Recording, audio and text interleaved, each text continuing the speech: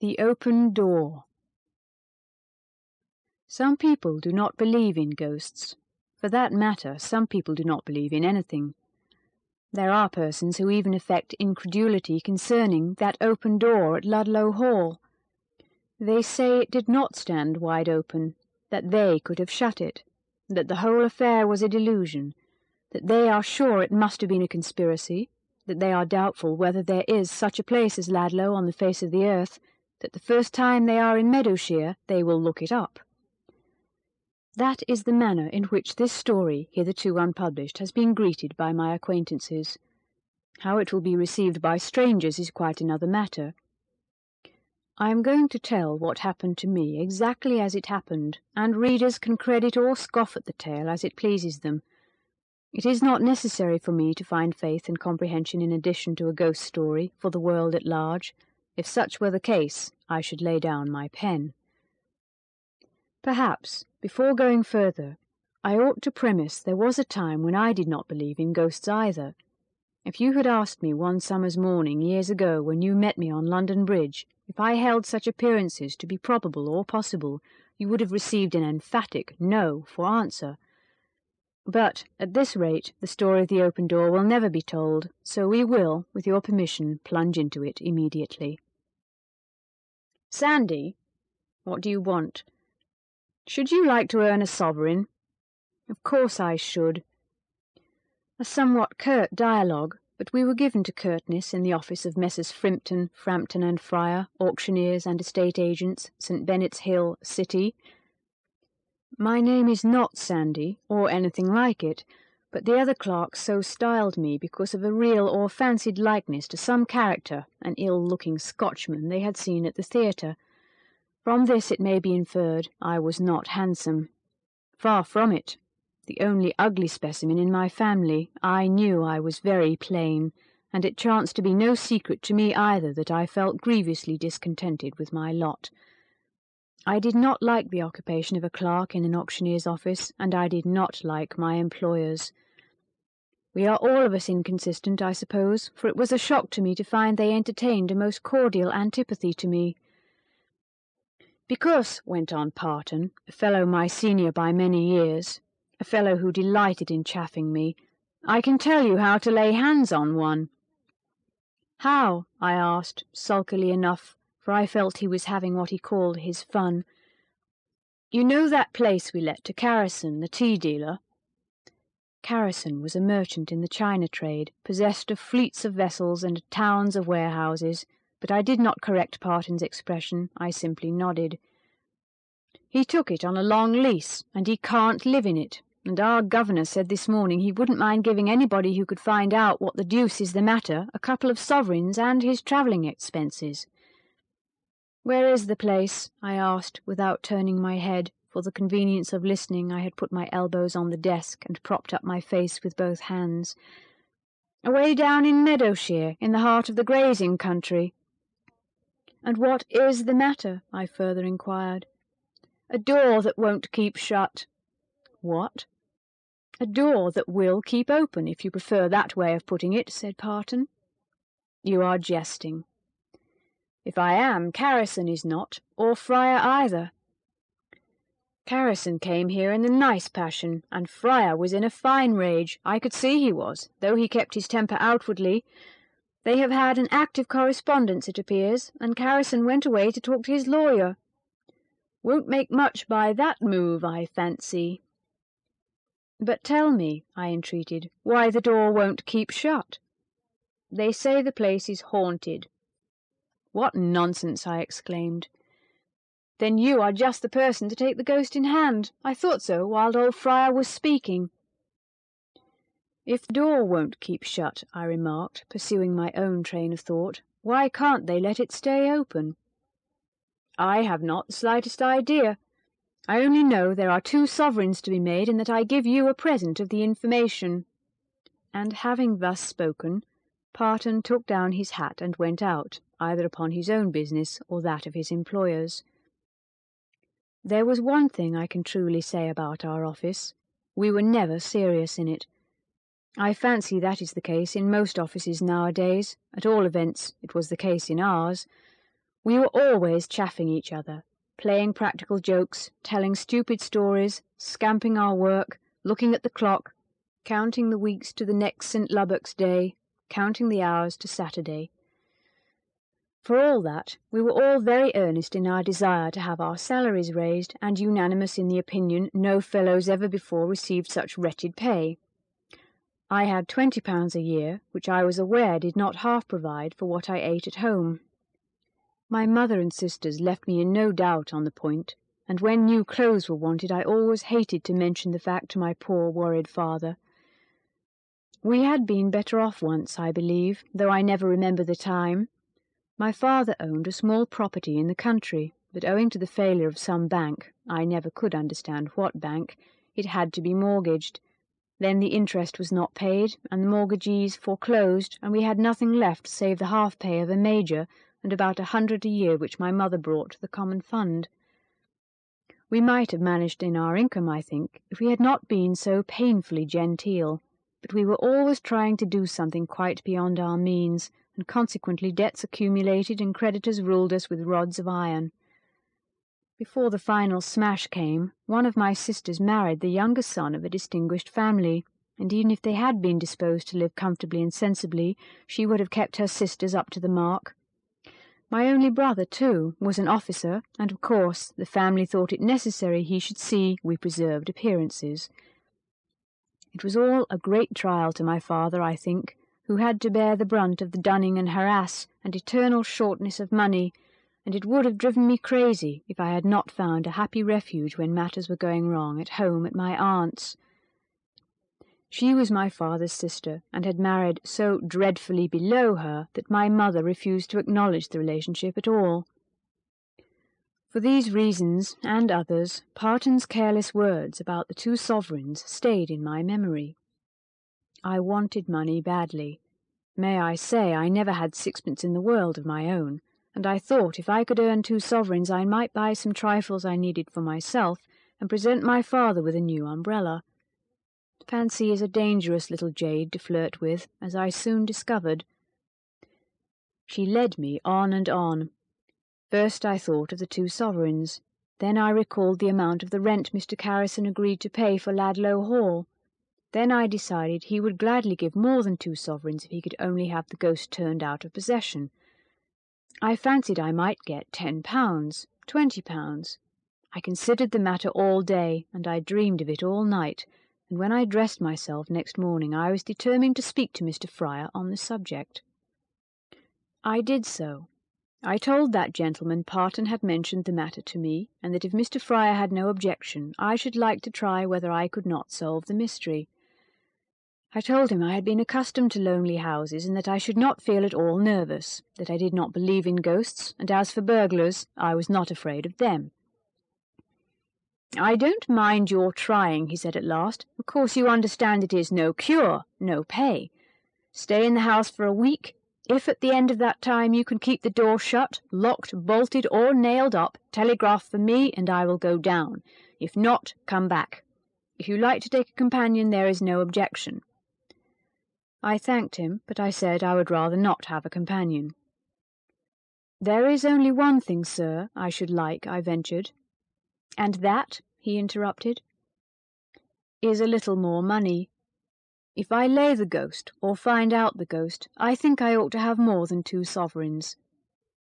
"How much more do you think you ought to have?" he asked. His tone quite threw me off my guard. It was so civil and conciliatory, and I answered boldly, "Well, if Mr. Carrison cannot now live in the place, perhaps he wouldn't mind giving me a £10 note." Mr. Fryer turned and opened one of the books lying on his desk. He did not look or refer to it in any way, I saw that. "How long have you been with us, Edlyd?" he said. 11 months tomorrow, I replied. "And our arrangement was, I think, quarterly payments and 1 month's notice on either side?" "Yes, sir." I heard my voice tremble, though I could not have said what frightened me. "Then you will please take your notice now. Come in before you leave this evening, and I'll pay you 3 months' salary, and then we shall be quits." "I don't think I quite understand," I was beginning, when he broke in. "But I understand, and that's enough. I have had enough of you and your airs, and your indifference, and your insolence here. I never had a clerk I disliked as I do you. Coming and dictating terms, forsooth. No, you shan't go to Ladlow. Many a poor chap," he said devil, "would have been glad to earn half a guinea, let alone 2 sovereigns, and perhaps you may be before you are much older." "Do you mean that you won't keep me here any longer, sir?" I asked in despair. "I had no intention of offending you. "Now you need not say another word," he interrupted, "for I won't bandy words with you. Since you have been in this place, you have never known your position, and you don't seem able to realize it. When I was foolish enough to take you, I did it on the strength of your connections, but your connections have done nothing for me. I never had a penny out of any one of your friends, if you have any. You'll not do any good in business for yourself or anybody else, and the sooner you go to Australia," here he was very emphatic, "and get off these premises, the better I shall be pleased." I did not answer him. I could not. He had worked himself to a white heat by this time, and evidently intended I should leave his premises then and there. He counted £5 out of his cash-box, and writing a receipt, pushed it and the money across the table and bade me sign and be off at once. My hand trembled so I could scarcely hold the pen, but I had presence of mind enough left to return £1.10 in gold, and 3 shillings and 4pence I had, quite by the merest good fortune, in my waistcoat pocket. "I can't take wages for work I haven't done," I said, as well as sorrow and passion would let me. "Good morning," and I left his office and passed out among the clerks.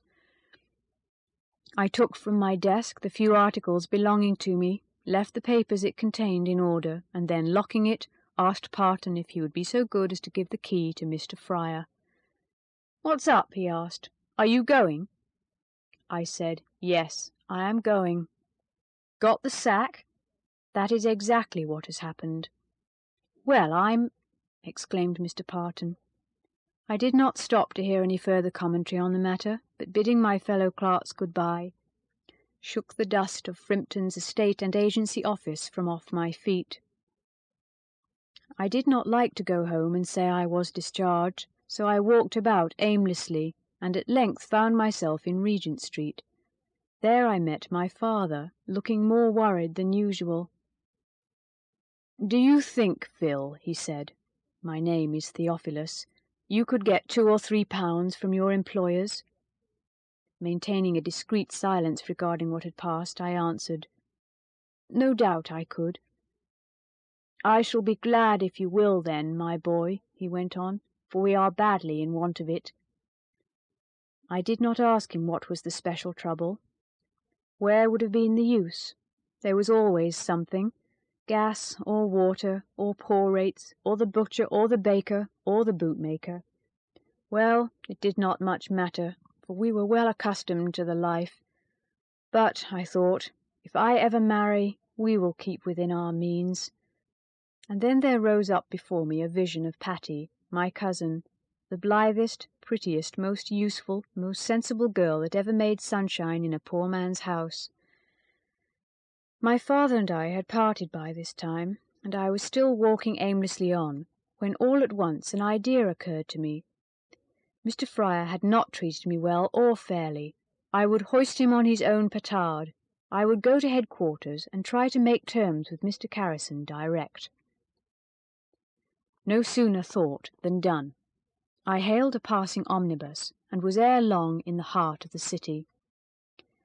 Like other great men, Mr. Carrison was difficult of access. Indeed, so difficult of access that the clerk to whom I applied for an audience told me plainly I could not see him at all. I might send in my message if I liked, he was good enough to add, and no doubt it would be attended to. I said I should not send in a message, and was then asked what I would do. My answer was simple. I meant to wait till I did see him. I was told they could not have people waiting about the office in this way. I said I supposed I might stay in the street. Carrison didn't own that, I suggested. The clerk advised me not to try that game, or I might get locked up. I said I would take my chance of it. After that we went on arguing the question at some length, and we were in the middle of a heated argument in which several of Carrison's young gentlemen, as they called themselves, were good enough to join, when we were all suddenly silenced by a grave-looking individual who authoritatively inquired, "What is all this noise about?" Before anyone could answer, I spoke up. "I want to see Mr. Carrison, and they won't let me." "What do you want with Mr. Carrison?" "I will tell that to himself only." "Very well, say on. I am Mr. Carrison." For a moment I felt abashed and almost ashamed of my persistency. Next instant, however, what Mr. Fryer would have called my native audacity came to the rescue, and I said, drawing a step or two nearer to him and taking off my hat, "I wanted to speak to you about Ladlow Hall, if you please, sir." In an instant the fashion of his face changed. A look of irritation succeeded to that of immobility. An angry contraction of the eyebrows disfigured the expression of his countenance. "Ladlow Hall," he repeated, "and what have you got to say about Ladlow Hall?" "That is what I wanted to tell you, sir," I answered, and a dead hush seemed to fall on the office as I spoke. The silence seemed to attract his attention, for he looked sternly at the clerks, who were not using a pen or moving a finger. "Come this way, then," he said abruptly, and the next minute I was in his private office. "Now what is it?" he asked, flinging himself into a chair and addressing me, who stood hat in hand beside the great table in the middle of the room. I began. I will say he was a patient listener at the very beginning, and told my story straight through. I concealed nothing. I enlarged on nothing. A discharged clerk, I stood before him, and in the capacity of a discharged clerk I said what I had to say. He heard me to the end, then he sat silent, thinking. At last he spoke. "You have heard a great deal of conversation about Ladlow, I suppose?" he remarked.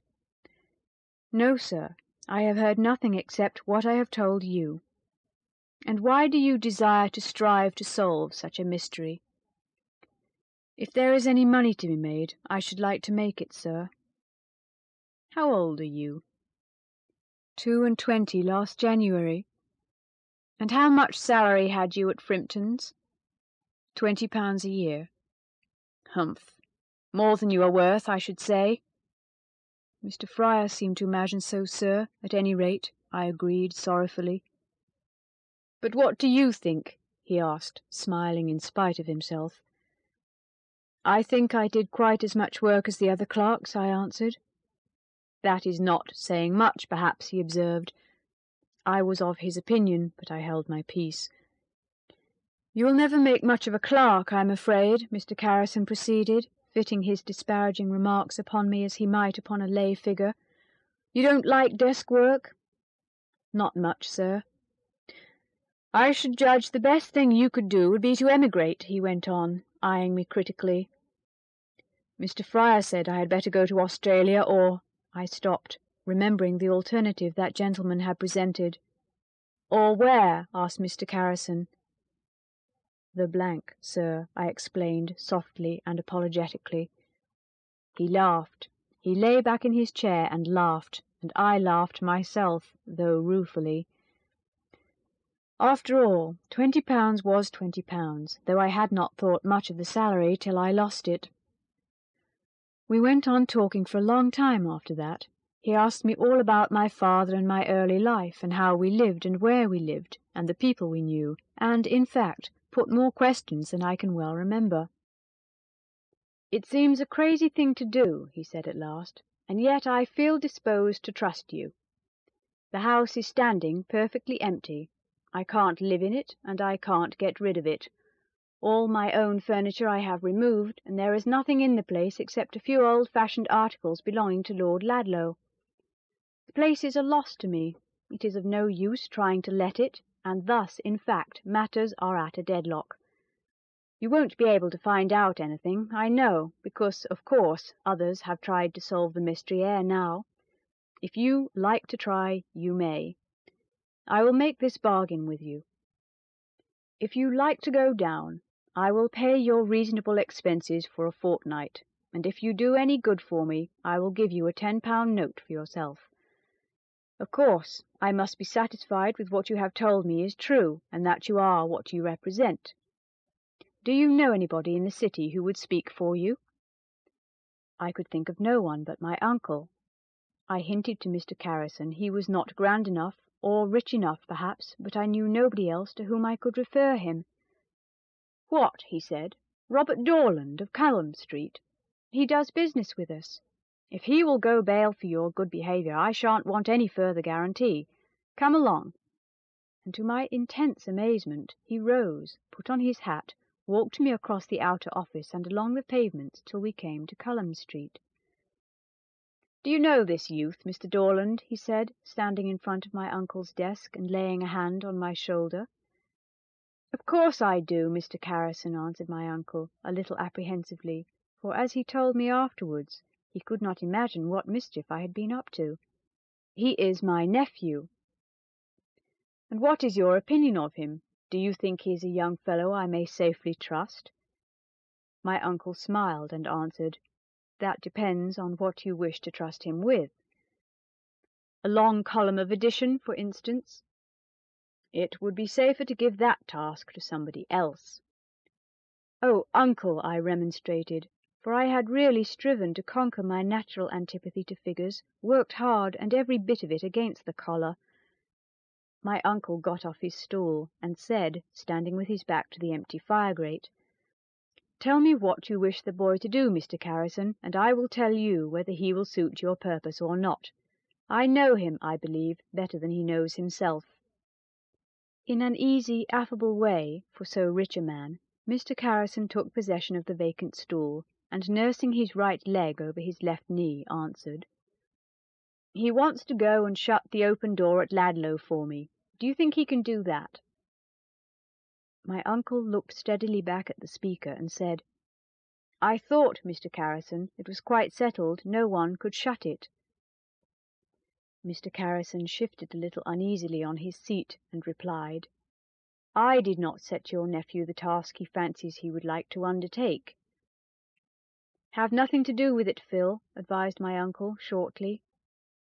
"You don't believe in ghosts, do you, Mr. Dorland?" asked Mr. Carrison with a slight sneer. "Don't you, Mr. Carrison?" retorted my uncle. There was a pause, an uncomfortable pause, during the course of which I felt the £10, which in imagination I had really spent, trembling in the scale. I was not afraid. For £10, or half the money, I would have faced all the inhabitants of Spiritland. I longed to tell them so, but something in the way those two men looked at each other stayed my tongue. "If you ask me the question here in the heart of the city, Mr. Dorland," said Mr. Carrison, at length, slowly and carefully, "I answer no. But if you were to put it to me on a dark night at Ladlow, I should beg time to consider. I do not believe in supernatural phenomena myself, and yet the door at Ladlow is as much beyond my comprehension as the ebbing and flowing of the sea." "And you can't live at Ladlow?" remarked my uncle. "I can't live at Ladlow, and what is more, I can't get anyone else to live at Ladlow." "And you want to get rid of your lease?" "I want so much to get rid of my lease that I told Fryer I would give him a handsome sum if he could induce anyone to solve the mystery. Is there any other information you desire, Mr. Dorland? Because if there is, you have only to ask and have. I feel I am not here in the prosaic office in the City of London, but in the Palace of Truth." My uncle took no notice of the implied compliment. When wine is good, it needs no bush. If a man is habitually honest in his speech and in his thoughts, he desires no recognition of the fact. "I don't think so," he answered. "It is for the boy to say what he will do. If he be advised by me, he will stick to his ordinary work in his employer's office and leave ghost hunting and spirit-laying alone." Mr. Carrison shot a rapid glance in my direction, a glance which, implying a secret understanding, might have influenced my uncle, could I have stooped to deceive my uncle. "I can't stick to my work there any longer," I said. I got my marching orders today." "What had you been doing, Phil?" asked my uncle. "I wanted £10 to go and lay the ghost," I answered, so dejectedly that both Mr. Carrison and my uncle broke out laughing. £10! cried my uncle, almost between laughing and crying. "Why, Phil, boy, I had rather, poor man though I am, have given thee £10 than thou shouldst go ghost hunting or ghost laying." When he was very much in earnest, my uncle went back to the thee and thou of his native dialect. I liked the vulgarism, as my mother called it, and I knew my aunt loved to hear him use the caressing words to her. He had risen, not quite from the ranks, it is true, but if ever a gentleman came ready-born into the world, it was Robert Dorland, upon whom at our home everyone seemed to look down. "What will you do, Edlyd?" asked Mr. Carrison. "You hear what your uncle says. Give up the enterprise, and what I say. I do not want either to bribe or force your inclinations." "I will go, sir," I answered quite steadily. "I am not afraid, and I should like to show you—" I stopped. I had been going to say, "I should like to show you I am not such a fool as you all take me for," but I felt such an address would be too familiar, and refrained. Mr. Carrison looked at me curiously. I think he supplied the end of the sentence for himself, but only answered, "I should like you to show me that door fast shut. At any rate, if you can stay in the place alone for a fortnight, you shall have your money." "I don't like it, Phil," said my uncle. "I don't like this freak at all." "I'm sorry for that, uncle," I answered, "for I mean to go." "When?" asked Mr. Carrison. "Tomorrow morning," I replied. "Give him £5, Dorland, please, and I will send you my cheque. You will account to me for that sum, you understand," added Mr. Carrison, turning to where I stood. "A sovereign will be quite enough," I said. "You will take £5 and account to me for it," repeated Mr. Carrison firmly. "Also, you will write to me every day to my private address, and if at any moment you feel the thing too much for you, throw it up. Good afternoon," and without more formal leave-taking, he departed. "It is of no use talking to you, Phil, I suppose," said my uncle. "I don't think it is," I replied. "You won't say anything to them at home, will you?" "I'm not very likely to meet any of them, am I?" he answered, without a shade of bitterness, merely stating a fact. "I suppose I shall not see you again before I start," I said, "so I will bid you good-bye now." "Good-bye, my lad. I wish I could see you a bit wiser and steadier." I did not answer him. My heart was very full, and my eyes too. I had tried, but office work was not in me, and I felt it was just as vain to ask me to sit on a stool and pore over writing and figures as to think a person born destitute of musical ability could compose an opera. Of course, I went straight to Patty. Though we were not then married, though sometimes it seemed to me as if we never should be married, she was my better half then, as she is my better half now. She did not throw cold water on the project. She did not discourage me.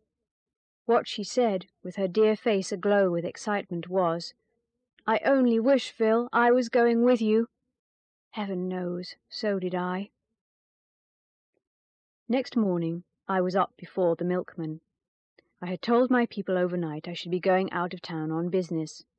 Patty and I settled the whole plan in detail. I was to breakfast and dress there, for I meant to go down to Ladlow in my volunteer garments. That was a subject upon which my poor father and I never could agree.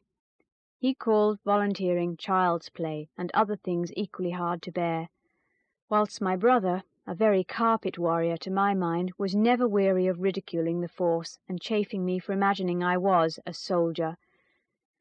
Patty and I talked matters over, and settled, as I have said, that I should dress at her father's.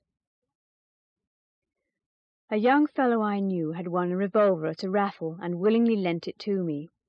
With that and my rifle I felt I could conquer an army.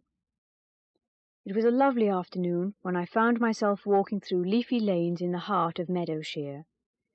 With every vein of my heart I loved the country, and the country was looking its best just then. grass ripe for the mower, grain forming in the ear, rippling streams, dreamy rivers, old orchards, quaint cottages. Oh, that I never had to go back to London, I thought, for I am one of the few people left on earth who love the country and hate cities. I walked on. I walked a long way, and being uncertain as to my road, asked a gentleman who was slowly riding a powerful roan horse under arching trees, a gentleman accompanied by a young lady mounted on a stiff white pony, my way to Ladlow Hall. "That is Ladlow Hall," he answered, pointing with his whip over the fence to my left hand. I thanked him, and was going on, when he said, "No one is living there now." "I am aware of that," I answered. He did not say anything more, only courteously bade me good day, and rode off. The young lady inclined her head in acknowledgment of my uplifted cap, and smiled kindly. Altogether I felt pleased. Little things always did please me. It was a good beginning, half-way to a good ending. When I got to the lodge, I showed Mr. Carrison's letter to the woman and received the key. "You are not going to stop up at the Hall all alone, are you, sir?" she asked. "Yes, I am," I answered, uncompromisingly, so uncompromisingly that she said no more. The avenue led straight to the house. It was uphill all the way, and bordered by rows of the most magnificent limes I ever beheld. A light iron fence divided the avenue from the park, and between the trunks of the trees I could see the deer browsing and cattle grazing. Ever and anon there came likewise to my ear the sound of a sheep bell. It was a long avenue, but at length I stood in front of the Hall, a square, solid-looking, old-fashioned house, 3 stories high, with no basement, a flight of steps up to the principal entrance, 4 windows to the right of the door, 4 windows to the left, the whole building flanked and backed with trees, all the blinds pulled down, a dead silence brooding over the place. The sun westering down behind the great trees studding the park. I took all this in as I approached, and afterwards as I stood for a moment under the ample porch. Then, remembering the business which had brought me so far, I fitted the great key in the lock, turned the handle, and entered Ladlow Hall. For a minute, stepping out of the bright sunlight, the place looked to me so dark that I could scarcely distinguish the objects by which I was surrounded. But my eyes soon grew accustomed to the comparative darkness, and I found I was in an immense hall, lighted from the roof. A magnificent old oak staircase conducted to the upper rooms. The floor was of black and white marble. There were 2 fireplaces, fitted with dogs for burning wood. Around the walls hung pictures, antlers and horns, and in odd niches and corners stood groups of statues and the figures of men in complete suits of armour. To look at the place outside, no one would have expected to find such a hall. I stood lost in amazement and admiration, and then I began to glance more particularly around. Mr. Carrison had not given me any instructions by which to identify the ghostly chamber, which I concluded would most probably be on the 1st floor. I knew nothing of the story connected with it, if there was a story. On that point I had left London as badly provided with mental as with actual luggage, worse provided, indeed, for a hamper packed by Patty and a small bag were coming over from the station, but regarding the mystery I was perfectly unencumbered. I had not the faintest idea in which apartment it resided. Well, I should discover that, no doubt, for myself ere long. I looked around me. Doors, doors, doors. I had never before seen so many doors all together at once. 2 of them stood open, one wide, the other slightly ajar. I'll just shut them as a beginning, I thought, before I go upstairs. The doors were of oak, heavy, well-fitting, furnished with good locks and sound handles. After I had closed, I tried them. Yes, they were quite secure. I ascended the great staircase, feeling curiously like an intruder, paced the corridors, entered the many bedchambers, some quite bare of furniture, others containing articles of an ancient fashion, and no doubt of considerable value, chairs, antique dressing-tables, curious wardrobes, and such like. For the most part the doors were closed, and I shut those that stood open before making my way into the attics. I was greatly delighted with the attics. The windows lighting them did not, as a rule, overlook the front of the hall, but commanded wide views over wood and valley and meadow. Leaning out of one, I could see that to the right of the hall, the ground, thickly planted, shelved down to a stream which came out into the daylight a little distance beyond the plantation and meandered through the deer park. At the back of the hall, the windows looked out on nothing save a dense wood and a portion of the stable yard, whilst on the side nearest to the point from whence I had come, there were spreading gardens surrounded by thick yew hedges, and kitchen gardens protected by high walls, and further on a farmyard where I could perceive cows and oxen, and further still luxuriant meadows and fields glad with waving corn. "What a beautiful place," I said. "Carrison must have been a duffer to leave it." And then I thought what a great ramshackle house it was for anyone to be in all alone. Getting heated with my long walk, I suppose, made me feel chilly, for I shivered as I drew my head in from the last dormer window and prepared to go downstairs again. In the attics, as in the other parts of the house I had as yet explored, I closed the doors, when there were keys, locking them, when there were not, trying them, and in all cases leaving them securely fastened. When I reached the ground floor the evening was drawing on apace, and I felt that if I wanted to explore the whole house before dusk I must hurry in my proceedings. "I'll take the kitchens next," I decided, and so made my way to a wilderness of domestic offices lying to the rear of the great hall.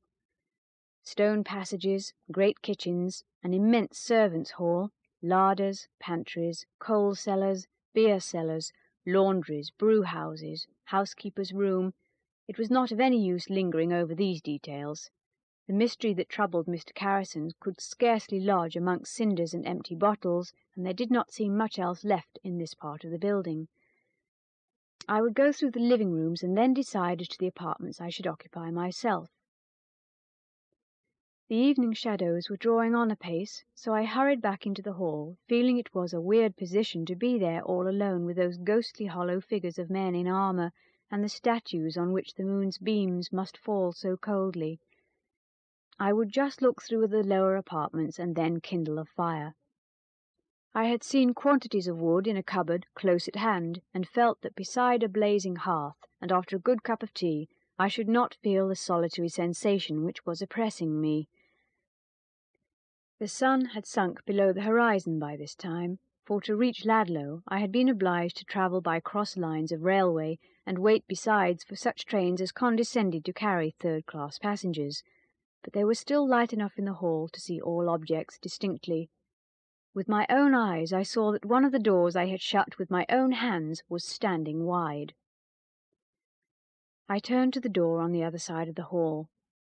It was as I had left it, closed. This, then, was the room. This was the open door. For a second I stood appalled. I think I was fairly frightened. This did not last long, however. There lay the work I had desired to undertake, the foe I had offered to fight, so without more ado I shut the door and tried it. Now I will walk to the end of the hall and see what happens, I considered. I did so. I walked to the foot of the grand staircase and back again and looked. The door stood wide open. I went into the room, after just a spasm of irresolution, went in and pulled up the blinds. A good-sized room, 20 by 20, I knew because I paced it afterwards, lighted by 2 long windows. The floor, of polished oak, was partially covered with a Turkey carpet.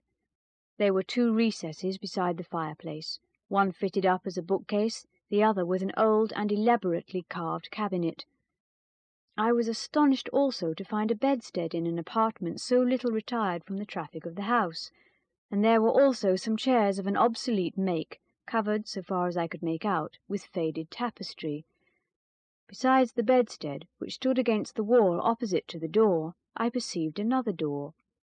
It was fast locked, the only locked door I had as yet met with in the interior of the house. It was a dreary, gloomy room. The dark-panelled walls, the black, shining floor, the windows high from the ground, the antique furniture, the dull four-poster bedstead with dingy velvet curtains, the gaping chimney, the silk counterpane that looked like a pall. Any crime might have been committed in such a room, I thought pettishly, and then I looked at the door critically. Someone had been at the trouble of fitting bolts upon it, for when I passed out I not merely shut the door securely, but bolted it as well. I will go and get some wood and then look at it again, I soliloquized. When I came back, it stood wide open once more. "Stay open, then," I cried in a fury. "I won't trouble myself any more with you tonight." Almost as I spoke the words, there came a ring at the front door. Echoing through the desolate house, the peal, in the then state of my nerves, startled me beyond expression. It was only the man who had agreed to bring over my traps. I bade him lay them down in the hall, and while looking out some small silver, asked where the nearest post office was to be found. Not far from the park gates, he said. If I wanted any letter sent, he would drop it in the box for me. The mail cart picked up the bag at 10 o'clock. I had nothing ready to post then, and told him so. Perhaps the money I gave was more than he expected, or perhaps the dreariness of my position impressed him as it had impressed me, for he paused with his hand on the lock and asked, "Are you going to stop here all alone, master?" "All alone," I answered, with such cheerfulness as was possible under the circumstances. "That's the room, you know," he said, nodding in the direction of the open door, and dropping his voice to a whisper. "Yes, I know," I replied. "What, have you been trying to shut it already, have you? Well, you are a game one." And with this complimentary, if not very respectful comment, he hastened out of the house. Evidently he had no intention of proffering his services towards the solution of the mystery. I cast one glance at the door. It stood wide open. Through the windows I had left bare to the night, moonlight was beginning to stream cold and silvery. Before I did aught else, I felt I must write to Mr. Carrison and Patty, so straightway I hurried to one of the great tables in the hall, and lighting a candle my thoughtful little girl had provided, with many other things, sat down and dashed off the 2 epistles. Then down the long avenue, with its mysterious lights and shades, with the moonbeams glinting here and there, playing at hide-and-seek round the boles of the trees and through the tracery of quivering leaf and stem, I walked as fast as if I were doing a match against time. It was delicious, the scent of the summer odours, the smell of the earth. If it had not been for the door, I should have felt too happy. As it was— "Look here, Phil," I said, all of a sudden. "Life is not child's play, as Uncle truly remarks. The door is just the trouble you have now to face, and you must face it. But for that door, you would never have been here. I hope you are not going to turn coward the very first night. Courage, that is your enemy. Conquer it." "I will try," my other self answered back. "I can but try. I can but fail." The post office was at Ladlow Hollow, a little hamlet through which the stream I had remarked dawdling on its way across the park flowed swiftly, spanned by an ancient bridge. As I stood by the door of the little shop, asking some questions of the postmistress, the same gentleman I had met in the afternoon, mounted on his roan horse, passed on foot. He wished me good night as he went by, and nodded familiarly to my companion, who curtsied her acknowledgments. "His lordship ages fast," she remarked, following the retreating figure with her eyes. "His lordship?" I repeated. "Of whom are you speaking?" "Of Lord Ladlow," she said. "Oh, I have never seen him," I answered, puzzled. "Why, that was Lord Ladlow!" she exclaimed. You may be sure I had something to think about as I walked back to the hall.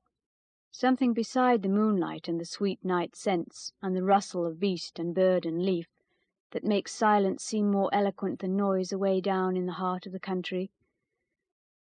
Lord Ladlow! My word! I thought he was hundreds, thousands of miles away, and here I find him, He walking in the opposite direction from his own home, I an inmate of his desolate abode. Hi! What was that? I heard a noise in the shrubbery close at hand, and in an instant I was in the thick of the underwood. Something shot out and darted into the cover of the further plantation. I followed, but I could catch never a glimpse of it. I did not know the lie of the ground sufficiently to course with success, and I had at length to give up the hunt, heated, baffled, and annoyed. When I got into the house, the moon's beams were streaming down upon the hall. I could see every statue, every square of marble, every piece of armour.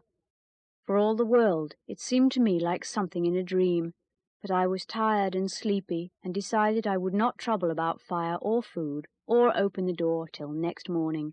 I would go to sleep. With this intention, I picked up some of my traps and carried them to a room on the first floor I had selected as small and habitable. I went down for the rest, and this time chanced to lay my hand upon my rifle. It was wet. I touched the floor. It was wet likewise. I never felt anything like the thrill of delight which shot through me. I had to deal with flesh and blood, and I would deal with it, heaven helping me. The next morning broke clear and bright. I was up with the lark, had washed, dressed, breakfasted, explored the house before the postman came with my letters. One from Mr. Carrison, one from Patty, and one from my uncle. I gave the man £half-a-crown, I was so delighted, and said I was afraid my being at the hall would cause him some additional trouble. No, sir, he answered, profuse in his expressions of gratitude. I pass here every morning on my way to her ladyship's. Who is her ladyship? I asked.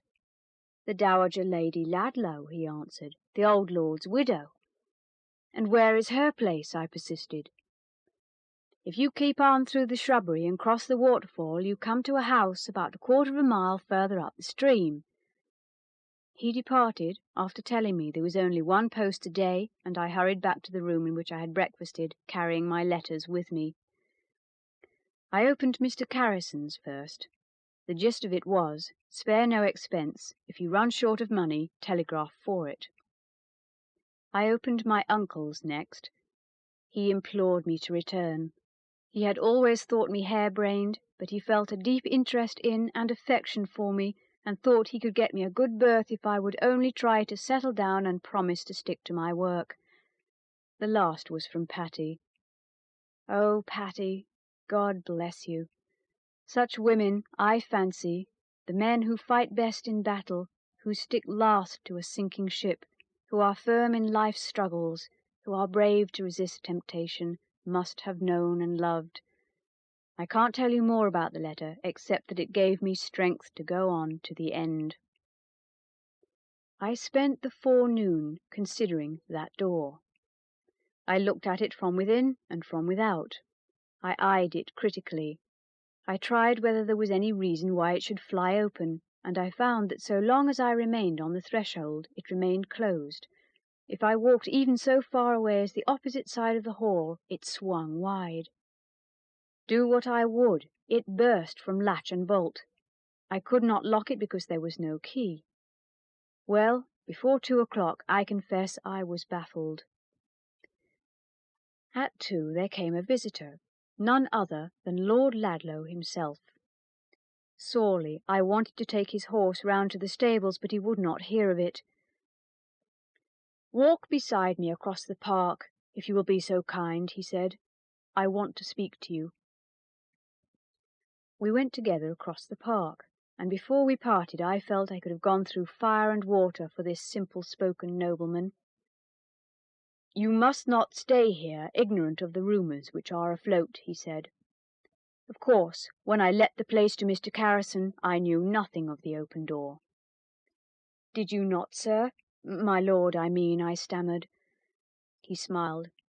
"Do not trouble yourself about my title, which indeed carries a very empty state with it, but talk to me as you might to a friend. I had no idea there was any ghost story connected with the hall, or I should have kept the place empty." I did not exactly know what to answer, so I remained silent. "How did you chance to be sent here?" he asked, after a pause. I told him. When the first shock was over, a lord did not seem very different from anybody else. If an emperor had taken a morning canter across the park, I might, supposing him equally affable, have spoken as familiarly to him as to Lord Ladlow. My mother always said I entirely lacked the bump of veneration. Beginning at the beginning, I repeated the whole story, from Parton's remark about the sovereign to Mr. Carrison's conversation with my uncle. When I had left London behind in the narrative, however, and arrived at the Hall, I became somewhat more reticent. After all, it was his hall people could not live in, his door that would not keep shut, and it seemed to me these were facts he might dislike being forced upon his attention. But he would have it. What had I seen? What did I think of the matter? Very honestly, I told him I did not know what to say. The door certainly would not remain shut, and there seemed no human agency to account for its persistent opening. But then, on the other hand, ghosts generally did not tamper with firearms, and my rifle, though not loaded, had been tampered with. I was sure of that. My companion listened attentively. "You are not frightened, are you?" he inquired at length. "Not now," I answered. "The door did give me a start last evening, but I'm not afraid of that since I found someone else is afraid of a bullet." He did not answer for a minute, then he said, "The theory people have set up about the open door is this. As in that room my uncle was murdered, they say the door will never remain shut till the murder is discovered." Murdered! I did not like the word at all. It made me feel chill and uncomfortable. "Yes, he was murdered sitting in his chair, and the assassin has never been discovered. At first many persons inclined to the belief that I killed him. Indeed, many are of that opinion still. But you did not, sir. There is not a word of truth in that story, is there?" He laid his hand on my shoulder as he said, "No, my lad, not a word. I loved the old man tenderly. Even when he disinherited me for the sake of his young wife, I was sorry but not angry, and when he sent for me and assured me he had resolved to repair that wrong, I tried to induce him to leave the lady a handsome sum in addition to her jointure. If you do not, people may think she has not been the source of happiness you expected," I added. "Thank you, Hal," he said. "You are a good fellow. We will talk further about this tomorrow," and then he bade me good night. Before morning broke, it was in the summer, 2 years ago, the household was aroused by a fearful scream. It was his death cry. He had been stabbed from behind, in the neck. He was seated in his chair writing a letter to me. But for that, I might have found it harder to clear myself than was in the case, where his solicitors came forward and said he had signed a will leaving all his personalty to me. He was very rich, unconditionally, only 3 days previously. That, of course, supplied the motive, as my lady's lawyer put it. She was very vindictive, spared no expense in trying to prove my guilt, and said openly she would never rest till she saw justice done, if it cost her the whole of her fortune. The letter lying before the dead man, over which blood had spurted, she declared must have been placed on his table by me, but the coroner saw there was an animus in this, for the few opening lines stated my uncle's desire to confide in me his reasons for changing his will, reasons, he said, that involved his honour as they had destroyed his peace. In the statement you will find sealed up with my will in—" At that point he was dealt his death blow. The papers were never found, and the will was never proved. My lady put in the former will, leaving her everything. Ill as I could afford to go to law, I was obliged to dispute the matter, and the lawyers are at it still, and very likely will continue at it for years. When I lost my good name, I lost my good health, and had to go abroad, and while I was away, Mr. Carrison took the Hall. Till I returned, I never heard a word about the open door. My solicitors said Mr. Carrison was behaving badly, but I think now I must see them or him and consider what can be done in the affair. As for yourself, it is of vital importance to me that this mystery should be cleared up, and if you are really not timid, stay on. I am too poor to make rash promises, but you won't find me ungrateful." "Oh, my lord," I cried. The address slipped out quite easily and naturally off my tongue. "I don't want any more money or anything if I can only show Patty's father I am good for something." "Who is Patty?" he asked. He read the answer in my face, for he said no more. "Should you like to have a good dog for company?" he inquired after a pause. I hesitated. Then I said, "No, thank you. I would rather watch and hunt for myself." And as I spoke, the remembrance of that something in the shrubbery recurred to me, and I told him I thought there'd been someone about the place the previous evening. "Poachers," he suggested, but I shook my head. "A girl or a woman, I imagine. However, I think a dog might hamper me." He went away, and I returned to the house. I never left it all day. I did not go into the garden, or the stable yard, or the shrubbery, or anywhere. I devoted myself solely and exclusively to that door. If I shut it once, I shut it 100 times, and always with the same result. Do what I would, it swung wide. Never, however, when I was looking at it. So long as I could endure to remain, it stayed shut. The instant I turned my back, it stood open. About 4 o'clock, I had another visitor. No other than Lord Ludlow's daughter, the Honourable Beatrice, riding her funny little white pony. She was a beautiful girl of 15 or thereabouts, and she had the sweetest smile you ever saw. "Papa sent me with this," she said. "He would not trust any other messenger," and she put a piece of paper in my hand. "Keep your food under lock and key. Buy what you require yourself. Get your water from the pump in the stable yard. I am going from home, but if you want anything, go or send to my daughter." "Any answer?" she asked, patting her pony's neck. "Tell his lordship, if you please, I will keep my powder dry," I replied. "You have made papa look so happy," she said, still patting that fortunate pony. "If it is in my power, I will make him look happier still, Miss—" and I hesitated, not knowing how to address her.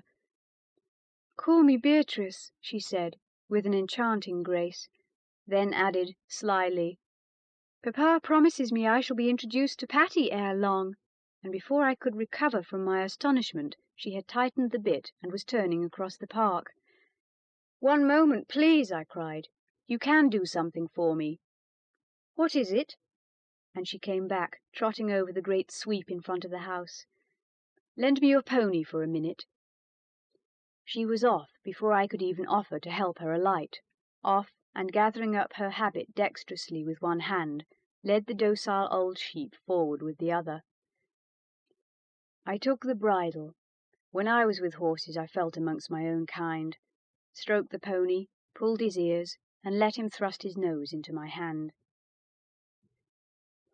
Miss Beatrice is a countess now, and a happy wife and mother, but I sometimes see her, and the other night she took me carefully into a conservatory and asked, "Do you remember Toddy, Mr. Edlyd?" "Remember him?" I exclaimed. "I can never forget him."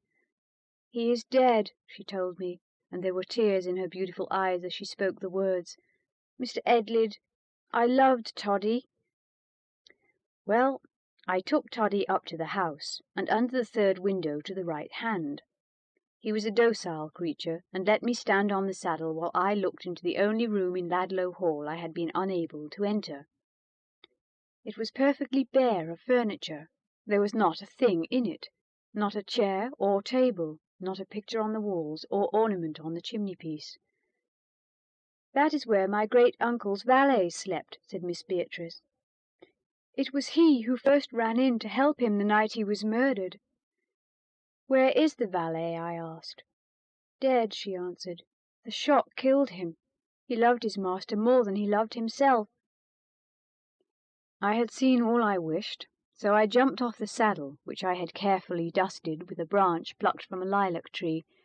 Between jest and earnest, pressed the hem of Miss Beatrice's habit to my lips as I arranged its folds, saw her wave her hand as she went at a hard gallop across the park, and then turned back again into the lonely house, with the determination to solve the mystery attached to it or die in the attempt. Why, I cannot explain, but before I went to bed that night I drove a gimlet I found in the stables hard into the floor and said to the door, "Now I am keeping you open."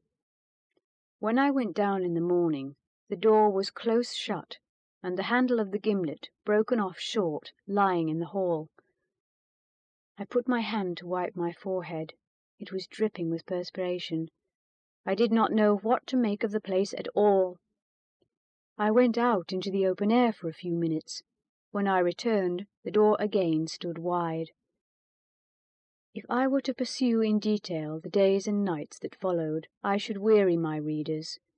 I can only say they changed my life. The solitude, the solemnity, the mystery, produced an effect I do not profess to understand, but that I cannot regret. I have hesitated about writing of the end, but it must come, so let me hasten to it. Though feeling convinced that no human agency did or could keep the door open, I was certain that some living person had means of access to the house which I could not discover. This was made apparent in trifles which might well have escaped unnoticed had several or even two people occupied the mansion, but that in my solitary position it was impossible to overlook. A chair would be misplaced, for instance. A path would be visible over a dusty floor. My papers, I found, were moved, my clothes touched. Letters I carried about with me and kept under my pillow at night. Still, the fact remained that when I went to the post office and while I was asleep, someone did wander over the house. On Lord Ladlow's return I meant to ask him for some further particulars of his uncle's death, and I was about to write to Mr. Carrison and beg permission to have the door where the valet had slept broken open, when one morning, very early indeed, I spied a hairpin lying close beside it. What an idiot I had been! If I wanted to solve the mystery of the open door, of course I must keep watch in the room itself. The door would not stay wide unless there was a reason for it, and most certainly a hairpin could not have got into the house without assistance. I made up my mind what I should do, that I would go to the post early, and take up my position about the hour I had hitherto started for Ladlow Hollow. I felt on the eve of the discovery, and longed for the day to pass that the night might come. It was a lovely morning. The weather had been exquisite during the whole week, and I flung the hall door wide to let in the sunshine and the breeze. As I did so, I saw there was a basket on the top step, a basket filled with rare and beautiful fruit and flowers. Mr. Carrison had let off the gardens attached to Ladlow Hall for the season. He thought he might as well save something out of the fire, he said, so my fare had not been varied with delicacies of that kind. I was very fond of fruit in those days, and seeing a card addressed to me, I instantly selected a tempting peach and ate it, a little greedily perhaps. I might say I had barely swallowed the last morsel when Lord Ladlow's caution recurred to me. The fruit had a curious flavour.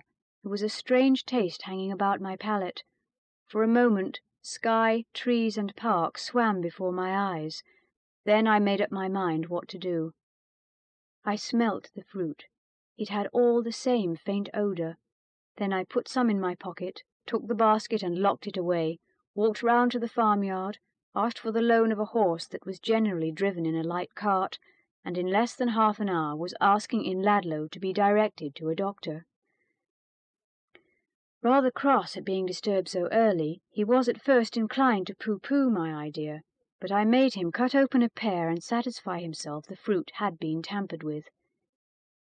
"It is fortunate you stopped at the first peach," he remarked, after giving me a draught and some medicine to take back, and advising me to keep in the open air as much as possible.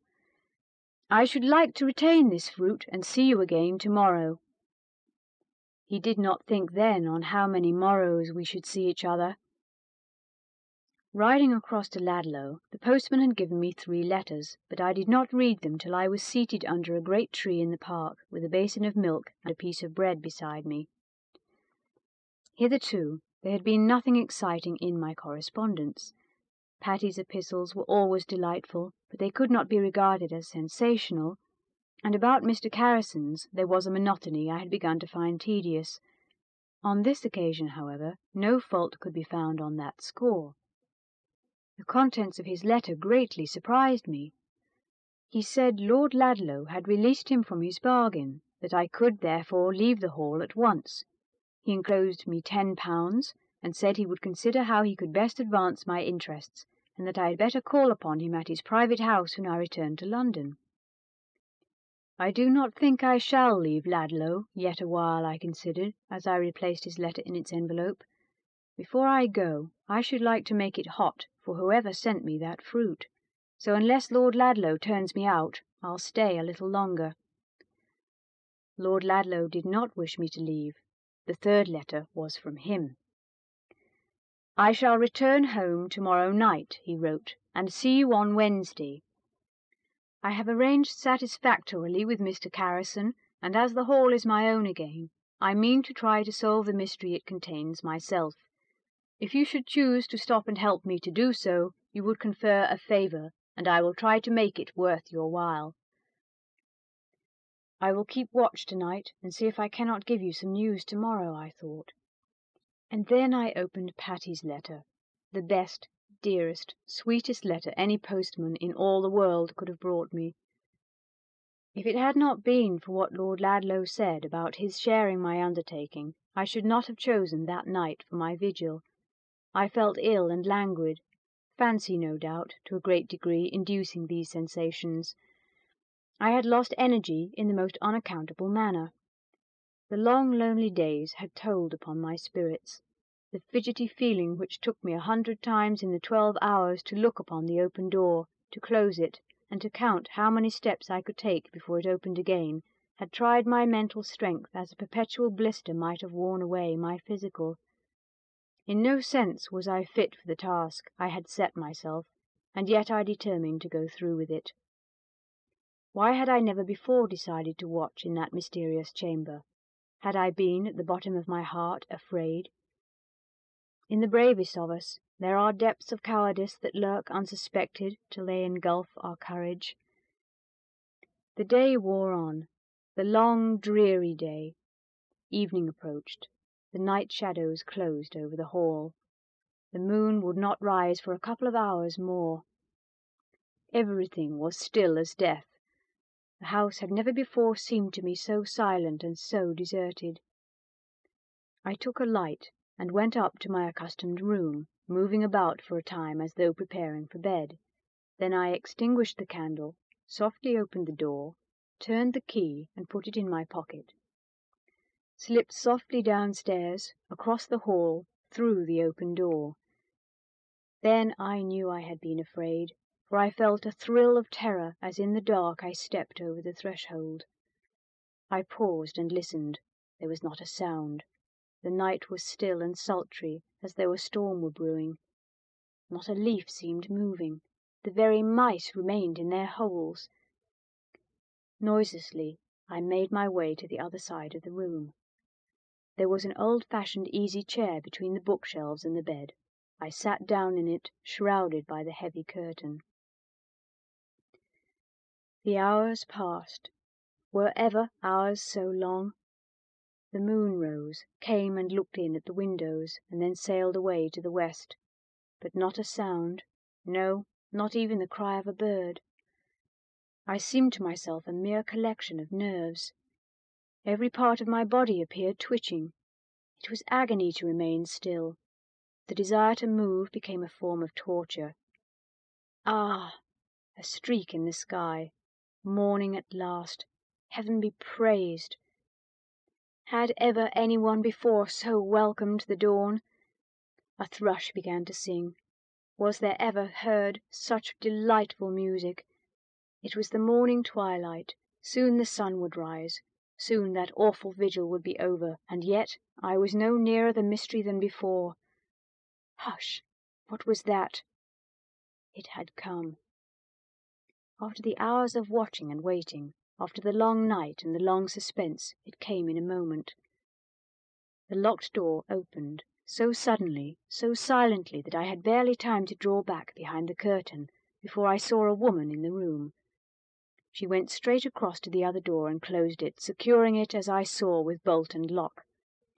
Then, just glancing around, she made her way to the cabinet, and with a key she produced, shot back the wards. I did not stir. I scarcely breathed, and yet she seemed uneasy. Whatever she wanted to do, she evidently was in haste to finish, for she took out the drawers one by one and placed them on the floor. Then, as the light grew better, I saw her first kneel on the floor and peer into every aperture, and subsequently repeat the same process standing on a chair she drew forward for the purpose. A slight, lithe woman, not a lady, clad all in black, not a bit of white about her. What on earth could she want? In a moment it flashed upon me. The will and the letter. She is searching for them. I sprang from my concealment. I had her in my grasp, but she tore herself out of my hands, fighting like a wildcat. She bit, scratched, kicked, shifted her body as though she had not a bone in it, and at last slipped herself free and ran wildly towards the door by which she had entered. If she reached it, she would escape me. I rushed across the room and just caught her dress as she was on the threshold. My blood was up, and I dragged her back. She had the strength of 20 devils, I think, and struggled as surely no woman ever did before. "I do not want to kill you," I managed to say in gasps, "but I will if you do not keep quiet." "Bah!" she cried, and before I knew what she was doing she had the revolver out of my pocket and fired. She missed. The ball just glanced off my sleeve. I fell upon her. I can use no other expression, for it had become a fight for life, and no man can tell the ferocity there is in him till he is placed as I was then. Fell upon her and seized the weapon. She would not let it go, but I held her so tight she could not use it. She bit my face. With her disengaged hand she tore my hair. She turned and twisted and slipped about like a snake, but I did not feel pain or anything except a deadly horror lest my strength should give out. Could I hold out much longer? She made one desperate plunge. I felt the grasp with which I held her slackening. She felt it too, and seizing her advantage, tore herself free, and at the same instant fired again blindly, and again missed. Suddenly there came a look of horror into her eyes, a frozen expression of fear. "See!" she cried, and flinging the revolver at me, fled. I saw, as in a momentary flash, that the door I had beheld locked stood wide, that there stood beside the table an awful figure with uplifted hand, and then I saw no more. I was struck at last. As she threw the revolver at me, she must have pulled the trigger, for I felt something like red-hot iron enter my shoulder, and I could but rush from the room before I fell senseless on the marble pavement of the hall. When the postman came that morning, finding no one stirring, he looked through one of the long windows that flanked the door. Then he ran to the farmyard and called for help. "There is something wrong inside," he cried. "That young gentleman is lying on the floor in a pool of blood." As they rushed round to the front of the house, they saw Lord Ludlow riding up the avenue, and breathlessly told him what had happened. "Smash in one of the windows," he said, "and go instantly for a doctor." They laid me on the bed in that terrible room and telegraphed for my father. For long I hovered between life and death, but at length I recovered sufficiently to be removed to the house Lord Ludlow owned on the other side of the hollow. Before that time I had told him all I knew, and begged him to make instant search for the will. "Break up the cabinet if necessary," I entreated. "I am sure the papers are there." And they were. His lordship got his own, and as to the scandal and the crime, one was hushed up, and the other remained unpunished. The dowager and her maid went abroad the very morning I lay on the marble pavement at Ludlow Hall. They never returned. My lord made that one condition of his silence. Not in Meadowshire, but in a fairer county still, I have a farm which I manage, and make both ends meet comfortably. Patty is the best wife any man ever possessed, and well, I am just as happy, if a trifle more serious than of old. But there are times when a great horror of darkness seems to fall upon me, and at such periods I cannot endure to be left alone.